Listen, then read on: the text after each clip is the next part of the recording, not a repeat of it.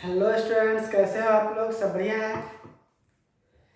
तो चलिए आज के लेक्चर में अपना लोग फिर से कंडीशन फॉर रेजोनेंस को कंटिन्यू करते हैं। पिछले लेक्चर में अपना लोग 3 कंडीशन पढ़ चुके हैं, थर्ड, फोर्थ और फिफ्थ। तो पिछले लेक्चर में जो अपना लोग रेजोनेंस का कंडीशन पढ़े हैं उसमें क्या सब अपना लोग समझे थे। पहला तो समझे थे कि एटम का अरेंजमेंट नहीं होता है। ठीक है, क्या समझे थे कि एटम का अरेंजमेंट नहीं होता, मतलब एटम रेजोनेंस के दौरान एटम मूव नहीं करता है। ठीक है, और दूसरा क्या समझे थे कि रेजोनेंस होने के लिए क्या होना चाहिए, प्रॉपर लेविस स्ट्रक्चर होना चाहिए। तो इसमें क्या समझे थे अपना लोग कि जैसे मान लीजिए अपना लोग बात करते हैं सेकेंड पीरियड के एलिमेंट के बारे में। तो सेकेंड पीरियड के एलिमेंट के पास कितना ऑर्बिटल होता है? आउटर मोस्ट ऑर्बिट में 4 ऑर्बिटल होता है। ठीक है, तो जब उसके पास 4 ऑर्बिटल होता है तो वो मैक्सिमम 4 ही बॉन्ड बनाएगा, 5 बॉन्ड तो बनाएगा नहीं।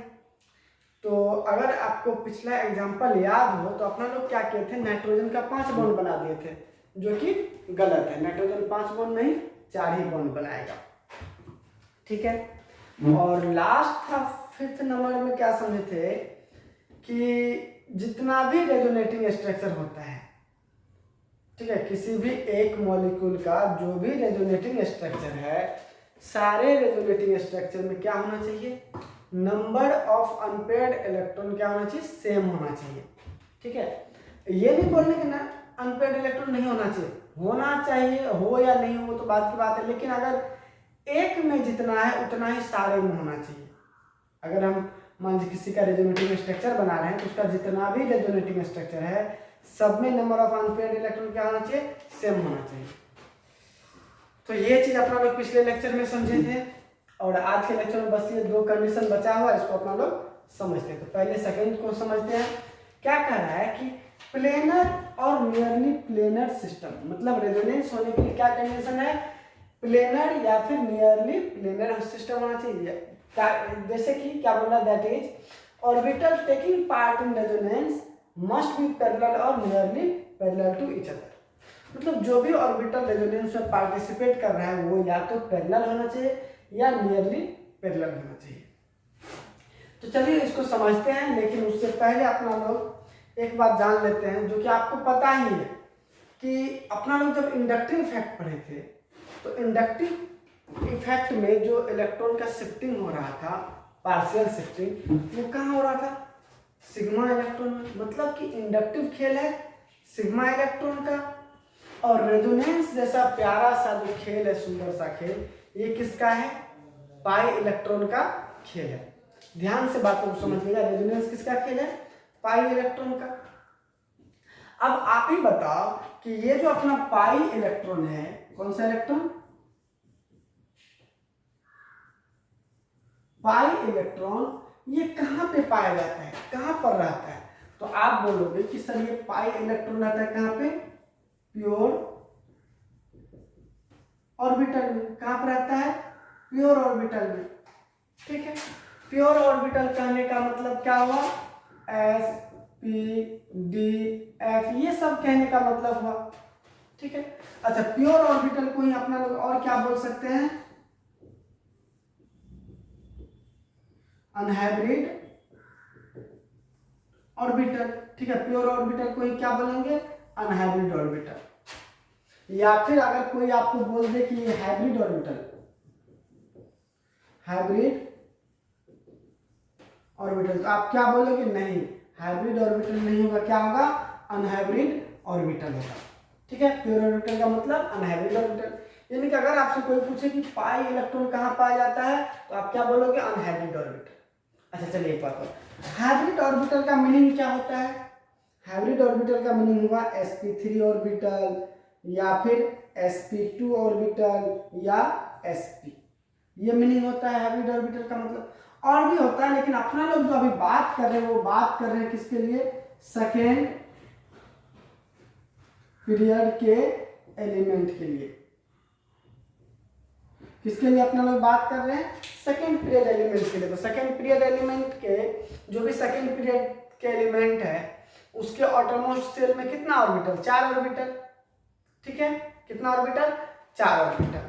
तो आप एक बात ध्यान दीजिएगा, 4 ऑर्बिटल है तो वो क्या मैक्सिमम, मतलब 4 ऑर्बिटल है तो sp3 हो सकता है। अच्छा एक बात बताइए, तो sp3 ही हो सकता है, उसके अलावा मतलब इसमें d तो आएगा नहीं। ठीक है, इसमें d आएगा ही नहीं, सेकेंड पीरियड में d ऑर्बिटल नहीं आता है। अच्छा चलिए आगे बात करते हैं। मान लीजिए जब sp3 है तो अब एक बात बताइए, sp3 हाइब्रिडाइजेशन है तो यहाँ पर कितना हाइब्रिड ऑर्बिटल है और कितना अनहाइब्रिड ऑर्बिटल है, ये आप हमको बताइए। तो आप ध्यान रखिएगा, जब भी sp3 हाइब्रिडाइजेशन होता है, ठीक है, तो वहां पर हाइब्रिड ऑर्बिटल कितना है? 4 और अनहाइब्रिड ऑर्बिटल कितना है? 0। ठीक है, दूसरा sp2 होता है तब आप बताइए कि हाइब्रिड ऑर्बिटल यहाँ पे कितना है और अनहाइब्रिड ऑर्बिटल कितना, ये आप हमको बताइए। तो sp2 के केस में क्या होता है? 3 हाइब्रिड ऑर्बिटल होता है और 1 अनहाइब्रिड ऑर्बिटल होता है। ठीक है, अब बच गया कौन? sp। sp के केस में क्या होता है? हाइब्रिड ऑर्बिटल हो जाता है 2 और अनहाइब्रिड ऑर्बिटल भी हो जाता है 2। इस बात को आप याद रखिएगा। ठीक है, मतलब आप यहाँ पर जैसे आप बोलते हो ना कि 4 ऑर्बिटल बोल रहे हैं, 1 2 3 4। ठीक है, तो यहाँ पर एक s का और 3 p का, px py pz। Second period के एलिमेंट के लिए हम बात कर रहे हैं। तो जब sp3 होता है हाइब्रिडेशन तो यहाँ पे ये चारों इंटरमिक्स हो जाता है। In case of sp3 hybridisation क्या होता है? ये चारों का चारों इंटरमिक्स हो जाता है। sp2 का बात करते हैं तो ये तीनों इंटरमिक्स होकर हाइब्रिडाइज्ड ऑर्बिटल बना लेता है, हाइब्रिड ऑर्बिटल बना लेता है, और ये बच गया क्या चीज? आपका अनहाइब्रिड ऑर्बिटल। ठीक है, और sp केस में क्या होता है? ये दोनों आपस में इंटरमिक्स होता है। ठीक है, तो ये दोनों इंटरमिक्स होकर 2 हाइब्रिड ऑर्बिटल बना लेता है, अब 2 अनहाइब्रिड ऑर्बिटल बच गया, एक py और pz। जरूरी नहीं कि py pz, हो सकता है ये और ये करे तो py px बचेगा। सिंपल सी बात है, कोई भी एक p और एक s इंटरमिक्स हुआ तो बाकी 2 p बच गया। ये बात आपको समझ में आया होगा। क्या बोल रहे हैं? sp3 में चारों क्या होता है? इंटरमिक्स हो जाता है। ठीक, sp2 में एक s और 2 p इंटरमिक्स होता है, और sp में एक s और एक p इंटरमिक्स होता है। तो इस केस में 2 अनहाइब्रिड बचा, sp2 वाला केस में एक अनहाइब्रिड बचा, और sp3 के केस में कोई अनहाइब्रिड नहीं बचा। ठीक है, चलिए अब यहाँ पे बात कीजिए। क्या बोले कि पाई इलेक्ट्रॉन सिग्मा रेजोनेंस किसका खेल है? पाई इलेक्ट्रॉन का रेजोनेंस किसका खेल है? पाई इलेक्ट्रॉन का। पाई इलेक्ट्रॉन कहाँ पाया जाता है? अनहाइब्रिड ऑर्बिटल में। तो अब बताइए अनहाइब्रिड ऑर्बिटल किसके किसके पास है? sp हाइब्रिडाइजेशन के पास और sp2 हाइब्रिडाइजेशन के पास। किसके किसके पास? sp के पास और sp2 के पास। और आप जानते हैं कि जब sp2 होता है तो शेप क्या होता है? बताइए, ट्राई गोनल प्लेनर, और sp रहता है तो लीनियर। ठीक है, तो सेम बात आप यहाँ पे समझिए कि कंडीशन जो है आपका रेजोनेंस के लिए क्या बोल रहा है? या तो प्लेनर या नियरली प्लेनर। तो देखिए प्लेनर का मतलब आप समझ रहे हैं कि sp2 या फिर sp। sp3 तो होगा नहीं क्योंकि sp3 में प्लेनर होता नहीं, वो तो टेट्राहेड्रल होता है या पिरामिडल होता है, प्लेनर तो होता नहीं है। यहाँ पर ये प्लेनर और नियरली प्लेनर से क्या मीनिंग है? या तो sp2 हाइब्रिडाइजेशन होना चाहिए या फिर sp हाइब्रिडाइजेशन होना चाहिए। चलिए ये भी आपको समझ में आ गया। तो आप क्या कीजिए, इसको पहले लिख लीजिए और फिर अपना लोग पहला समझते हैं कंजुगेटेड सिस्टम को। तो चलिए अभी जो आपको बताए हैं वही यहाँ बोर्ड पे लिखा हुआ है। ठीक है, क्या लिखा हुआ है ध्यान से देखिएगा कि sp3 hybridised atom belonging to second period. क्या बोले? sp3 hybridised atom belonging to second period will never participate in resonance। ठीक है, क्या बोल रहा है कि एक तो हाइब्रिडाइजेशन sp3 होना चाहिए, यानी कि सेकेंड पीरियड के एलिमेंट का अगर हाइब्रिडाइजेशन sp3 हो गया तो वो रेजोनेंस में पार्टिसिपेट नहीं करेगा। क्या बोलने बात को समझिएगा, सेकेंड पीरियड के एलिमेंट का हाइब्रिडाइजेशन अगर sp3 हो गया तो वो रेजोनेंस में पार्टिसिपेट नहीं करेगा। अब आता है व्हाई, क्यों?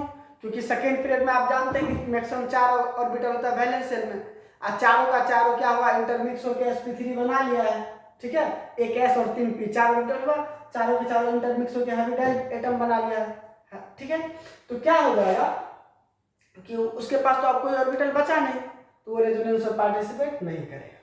लेकिन अगर बात करें अपने लोग थर्ड पीरियड, फोर्थ पीरियड, बाकी पीरियड का, ठीक है, सेकेंड पीरियड के अलावा जो भी है 3, 4, 5, 6, 7 जो भी है, उसके पास क्या होगा, डी ऑर्बिटल पाया जाता है। थर्ड पीरियड में क्या होता है, D orbital vacant, D orbital पाया जाता है, और डी ऑर्बिटल पाया जाएगा तो वहां पर रेजोनेंस होगा। हम सिर्फ सेकेंड पीरियड एलिमेंट के लिए लिखे हैं कि sp3 हाइब्रिडाइज्ड एटम रेजोनेंस में पार्टिसिपेट नहीं करेगा। दूसरा, रेजोनेंस में सिर्फ और सिर्फ कौन पार्टिसिपेट करता है, ओनली अनहाइब्रिड एटम। ठीक है, और पांचवा क्या है कि पाई इलेक्ट्रॉन पार्टिसिपेट करेगा और सिग्मा इलेक्ट्रॉन पार्टिसिपेट नहीं करेगा। ये बात तो आपको पहले से पता था। तो चलिए अब अपना लोग समझते हैं पहला कंजुगेटेड सिस्टम। ठीक है, तो मिटा दिए।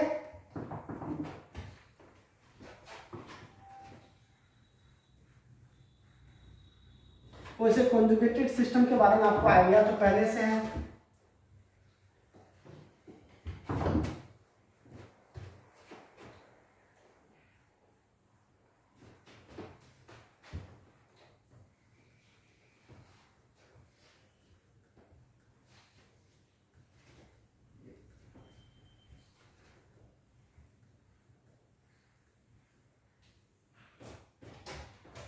चलिए, कॉन्जुगेटेड सिस्टम क्या होता है?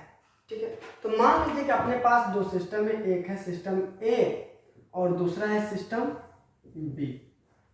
अब हम बोल रहे हैं यहाँ पर, क्या बोल रहे हैं कि ये जो सिस्टम ए है वो बी के साथ कंजुगेशन में होगा, यानी कि ध्यान दीजिए आप लोग,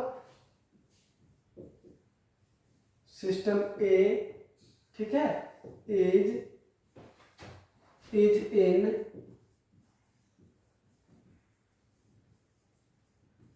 conjugation with सिस्टम बी। ध्यान दीजिए क्या बोल रहे हैं कि system A is in conjugation with B if it follows to rule. ठीक है, मतलब हम ये बोलना चाह रहे हैं कि सिस्टम ए जो है वो सिस्टम बी के साथ कंजुगेशन में होगा कब, जब ये दो रूल को फॉलो करे। कौन, सिस्टम ए और सिस्टम बी। पहला रूल क्या है, पहला रूल है कि अगर सिस्टम ए के पास क्या होना चाहिए, डबल बॉन्ड और ट्रिपल बॉन्ड। ठीक है, और बी के पास क्या होना चाहिए, डबल बॉन्ड भी हो, डबल बॉन्ड हो तो डबल बॉन्ड, ठीक है, या फिर ट्रिपल बॉन्ड हो, ठीक है, या फिर नेगेटिव चार्ज हो, या फिर पॉजिटिव चार्ज हो, या फिर लोन पेयर हो, या फिर फ्री रेडिकल हो। ध्यान दीजिए हम क्या बोल रहे हैं, बोल रहे हैं कि सिस्टम ए के पास डबल बॉन्ड या ट्रिपल बॉन्ड होना चाहिए, यानी कि पाई बॉन्ड होना चाहिए। सिस्टम बी के पास डबल बॉन्ड भी हो सकता है, ट्रिपल बॉन्ड भी हो सकता है, नेगेटिव चार्ज भी हो सकता है, पॉजिटिव चार्ज भी हो सकता है, लोन पेयर भी हो सकता है, और फ्री रेडिकल भी हो सकता है। ये होना चाहिए। ठीक है, ये तो पहला रूल हुआ। दूसरा रूल क्या है, ध्यान दीजिएगा, दूसरा रूल क्या है, ए और बी के बीच में, ठीक है, एक बॉन्ड का गैप होना चाहिए। मतलब A and B, A and B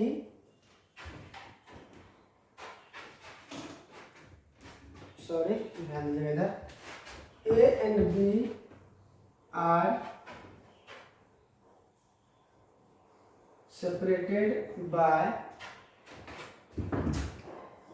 one bond gap, A and B are separated by one bond gap. अच्छा एक बात और, यहाँ पर एक बॉन्ड का गैप का मतलब क्या है, ध्यान दीजिएगा।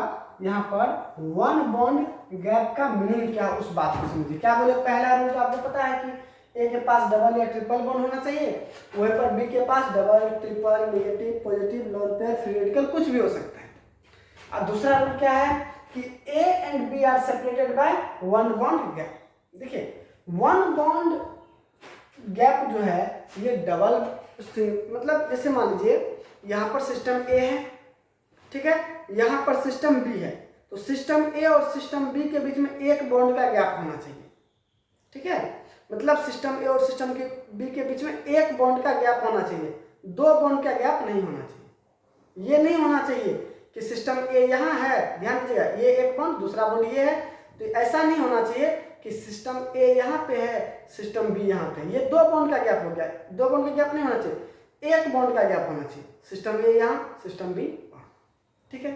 हाँ, ये जो वन बॉन्ड का गैप है, ये one bond gap single bond भी हो सकता है, डबल बॉन्ड भी हो सकता है, ट्रिपल बॉन्ड नहीं होगा क्योंकि वैलेंसी सेटिस्फाइड तो करेगा नहीं। तो ये वन बॉन्ड गैप कुछ भी हो सकता है, सिंगल बॉन्ड भी, डबल बॉन्ड भी, ठीक है। हम ये कहना चाह रहे हैं, आप ध्यान से देखिएगा कि सिस्टम ए मान लीजिए यहाँ पर है, ठीक है, तो सिस्टम बी यहाँ पर है, ये इसको बोलते हैं वन बॉन्ड गैप, ठीक है। या फिर ऐसा भी हो सकता है कि सिस्टम ए है और सिस्टम बी है, तो इसके बीच में डबल बॉन्ड भी हो सकता है, ठीक है। तो इसी को बोलते हैं वन बॉन्ड गैप।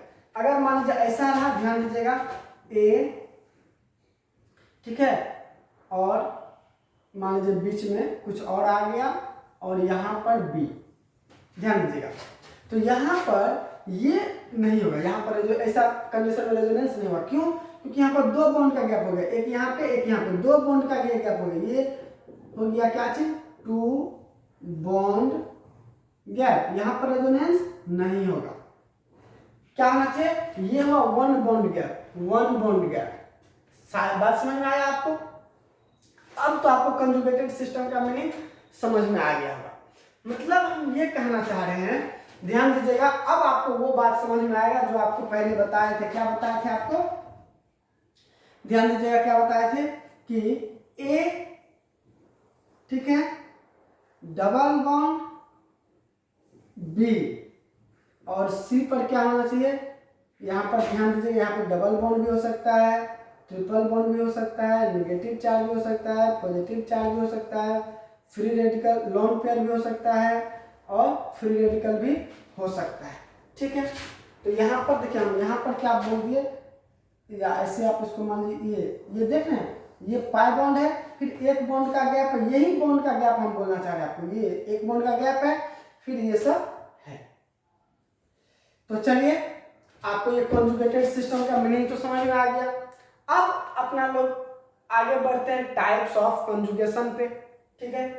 तो चलिए, मतलब यहाँ पे क्या होगा, एक बार डबल बॉन्ड के बीच में हो जाएगा, एक बार क्या हो सकता है, डबल बॉन्ड, ट्रिपल बॉन्ड भी हो सकता है, डबल बॉन्ड या pi bond, negative charge pi bond, positive charge pi bond, lone pair pi bond, free radical, इस तरह का कंजुगेशन होगा, ठीक है। वैकेंट ऑर्बिटल भी आएगा। चलिए पहले आप इसको लिख लीजिए कैसे।